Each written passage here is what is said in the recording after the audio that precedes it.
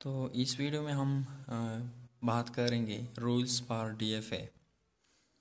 DFA के लिए हम कुछ रूल्स डिस्कस करेंगे जिसके थ्रू आप डीएफए को बना भी सकते हो और पहचान भी सकते हो। तो रूल्स फॉर डीएफए मैंने यहाँ पे शॉर्ट लिखा है एनटीआर। एनटीआर का मतलब क्या है? 3 रूल्स है डीएफए में। पहला एन का मतलब क्या हो गया? No empty transaction. ये पहला रूल है कि डीएफए में एम्प्टी ट्रांजैक्शन नहीं होगा। एम्प्टी ट्रांजैक्शन किसे कहते हैं? ये जस्ट एनएफए में अलाउड है और डीएफए में अलाउड नहीं है। लेकिन जब हम एनएफए को पढ़ लीजिए तो हमें दोनों के डिफरेंसेस का पता चल जाएगा। लेकिन यहाँ पे डीएफए के लिए रूल्स डिफाइन करना लाजमी है। तो no empty transaction DF rules 1 क्या कहता है कि डीएफए में एम्प्टी ट्रांजैक्शन नहीं होगा। एम्प्टी ट्रांजैक्शन किसे कहते हैं? देखिए फॉर एग्जांपल ये हमारे पास इनिशियल स्टेट्स है और ये फाइनल स्टेट है। इनिशियल स्टेट से लेके इस नॉर्मल स्टेट तक मैंने ए रीड किया और इसके बाद इस स्टेट से फाइनल तक एम्प्टी ट्रांजैक्शन है, मतलब मशीन कुछ भी नहीं रीड करता। तो ये डीएफए में अलाउड नहीं है और एनएफए में अलाउड है, बट एनएफए को हम बाद में डिस्कस करेंगे। तो ये पहला रूल्स हो गया। एन का मतलब क्या हो गया? No empty transaction. टी का मतलब क्या हो गया? 2 एरो ऑन ईच स्टेट। हर एक स्टेट पे डीएफए में 2 एरोज होंगे। कैसे? फॉर एग्जांपल ये इनिशियल स्टेट है और ये फाइनल है। इस पर इनिशियल स्टेट पर एक एरो एक अपना लूप का बना हुआ है और एक इससे बी तक गया है, तो 2 एरो ये हो गई। और फाइनल स्टेट पर ये एक इनिशियल से आ गया है और ये एक इसका अपना एक लूप लगा हुआ है। तो इसका मतलब हो गया 2 एरो हो गए हर एक स्टेट पर। तो ये दूसरा रूल हो गया। और रूल नंबर 3 क्या कहता है कि रिजेक्ट या डेड एंड स्टेट समटाइम्स। इसमें रिजेक्ट या डेड एंड स्टेट होगा।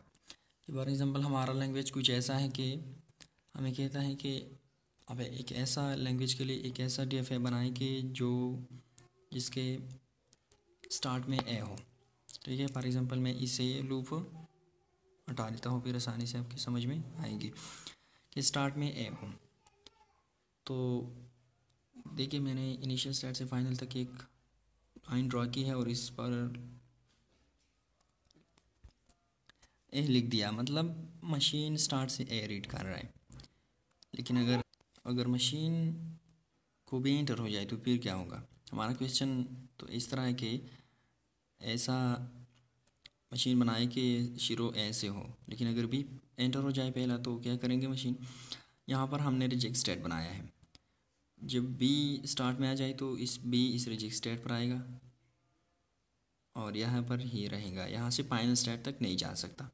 तो ये 3 स्टेट हो गई NTR, no empty transaction, 2 arrow on each state and reject या dead end state some time exist. एक और रूल है जिसको मैं आपको बताऊँ, ये बहुत इम्पॉर्टेंट है, बहुत ज़्यादा इम्पॉर्टेंट है। ये डीएफए में अगर आप 2 रूल्स को समझे तो फिर आपको बहुत अच्छी तरह से याद होगा।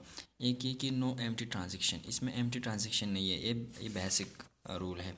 और दूसरा ये है कि 1 letter can not move to more than 1 state. एक लेटर एक से ज़्यादा स्टेट तक नहीं जा सकता, मतलब there is only 1 output so the next state is already determine. यहाँ पर सिर्फ एक आउटपुट होगा। ये का मतलब क्या हो गया? फॉर एग्जांपल ये हमारे पास इनिशियल स्टेट है कि ये 1 है और ये Q2 है। यहाँ से भी ए के लिए ट्रांजिशन है और यहाँ से बी ए के लिए ट्रांजिशन है। तो ये डीएफए में अलाउड नहीं है। या तो यहाँ पर ए होगा और यहाँ पर बी होगा, या यहाँ पर ए होगा और यहाँ पर बी होगा। तो मतलब अगर यहाँ पर भी ए हो और यहाँ पर भी ए हो तो ये डीएफए में अलाउड नहीं है। इसका मतलब है 1 letter can not move to more than 1 state, इसका मतलब ये है। तो ये कुछ बेसिक रूल्स हैं, आपने उसको अच्छी तरह से याद करना है।